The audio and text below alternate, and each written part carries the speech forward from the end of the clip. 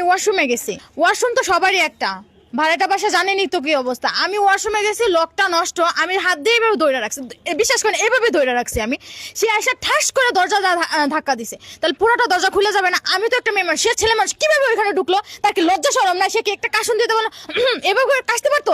আফা আমার খুব জোরে হাগা আইছিল, এমন জোরে হাগা আইছিল আমার উপর আর নিচে খালি ঘামতেছিল।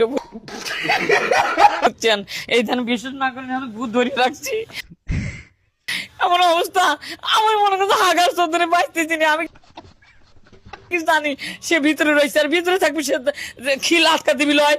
আমার জোরে হাগার চোদনে মনে করেন যে এমন জোরে মনে করেন ধাক্কা মারছি, ধাক্কা খায় দেখি যে জিনিস দেখিনি কোনোদিন সে জিনিস দেখে ফেলাইছি, দেখে ফেলার পর আমি হ্যাং হয়ে গেছি। আর আমি হাঁকবই না, দেখবো কোন বলে যাবো, গু আটকে রয়েছে। এই দেন আমাকে একটু হাঁকবে।